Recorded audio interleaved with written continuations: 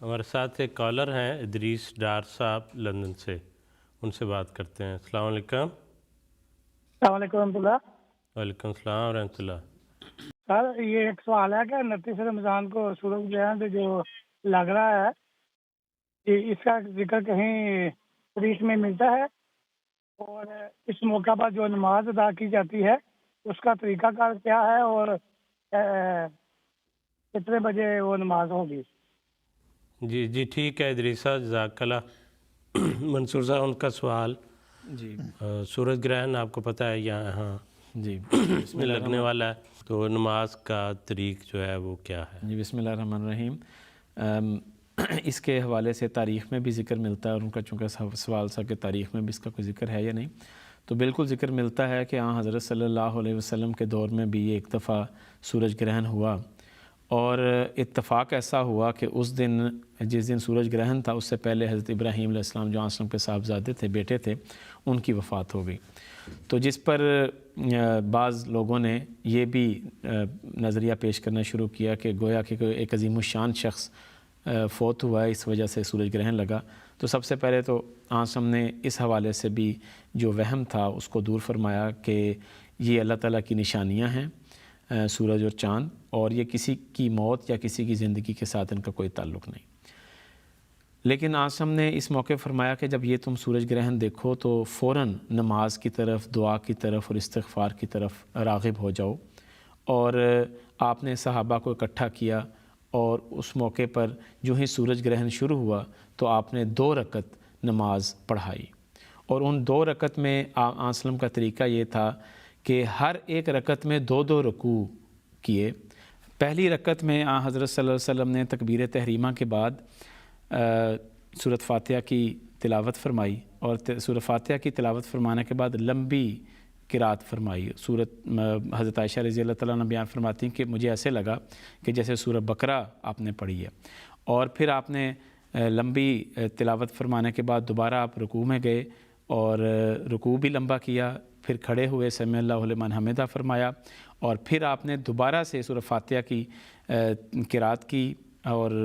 اس کے ساتھ پھر لمبا حصہ قرآن کریم کا پڑھا، پھر دوبارہ رکوع کیا، پھر سمع اللہ لمن حمدہ کا، اور اس کے بعد دوبارہ پھر سجدے میں گئے، اور لمبے سجدے کیے، 2 سجدے کیے، پھر اسی طرح ہم نے اس کو دوبارہ ریپیٹ بھی کیا، اور دونوں رکعات میں لمبے رکوع اور لمبے سجود کیے، اور یہ اس وقت تک کیا جب تک کہ سورج صاف نہیں ہو گیا۔ تو یہ اس کا طریقہ، اور اس حوالے سے حضرت خلیفۃ المسیح الخامس اید اللہ تعالیٰ بن عزیز نے ایک کلاس میں بھی یہ طریقہ بیان کیا ہوا ہے،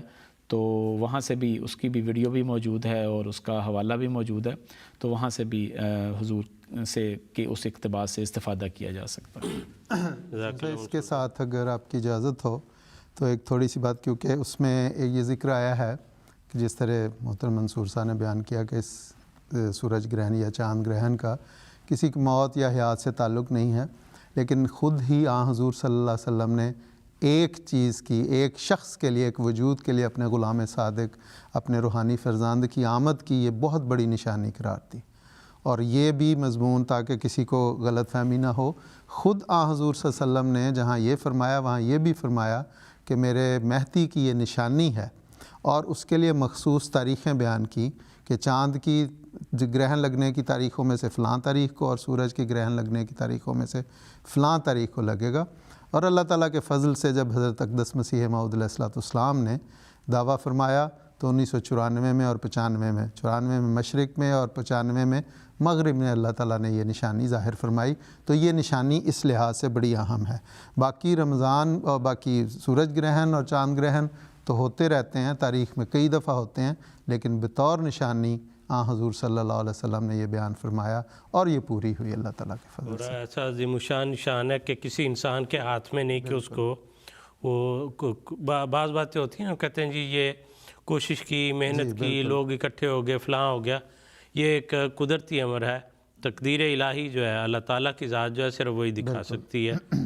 اس حوالے سے مجھے لگتا ہے کہ ایک بات شاید بیان ہونے سے رہ گئی ہے کہ کس وقت شروع ہوتا ہے، تو وہ اس وقت شروع ہوتا ہے جب سورج کو گرہن لگنا شروع ہو، اور ذکر ملتا ہے کہ جب تک وہ سورج مکمل دوبارہ گرہن سے آزاد نہ ہو جائے یعنی کہ روشن نہ ہو جائے اس وقت تک نماز پڑھی جاتی ہے، لمبی نماز ہوتی ہے۔ اور ذکر ملتا ہے حدیث میں کہ آنسم نے جب یہ نماز پڑھائی تو اتنی لمبی تھی کہ بعض صحابہ کو بے ہوشی تک ہونے لگی کیونکہ کافی لمبی نماز تھی۔ اور جیسا کہ ابھی ظہیر صاحب نے ذکر کیا کہ حضرت مسیح وسلم کے دور میں بھی یہ ایک نشانی قرار دی گئی تھی، تو حضرت مسیح موعود علیہ السلام، یہ بھی ہمارے ناظرین کے لیے ایک معلومات میں اضافہ ہوگا کہ حضرت مسیح وسلم خود اس نشان کو دیکھنے کے لیے مسجد مبارک کی چھت پر چڑھے اور خود آپ نے دیکھا، اور پھر وہاں پہ صحابہ کے ساتھ نماز ادا کی، اور اس نماز کا دورانیہ تقریباً 3 گھنٹے تھا، جس میں نماز بھی شامل تھی اور خطبہ بھی اس کا مختصر حصہ شامل تھا، لیکن نماز کافی لمبی پڑھائی گئی تھی۔ تو گویا کہ اتنا لمبا دورانیہ تھا سورج گرہن کا کہ لمبی نماز اور لمبا خطبہ جو ہے اس دوران دیا۔ وہی جو آنسلم والی بات ہے وہی پوری ہوئی، وہاں پہ صحابہ کو بے ہوشی۔ حضرت اسماء کے متعلق غالباً آتا ہے کہ وہ کہتی میں بے ہوش ہونے لگی تھی، میں نے جا کے پانی سر میں ڈالا۔ تو یہاں پہ بھی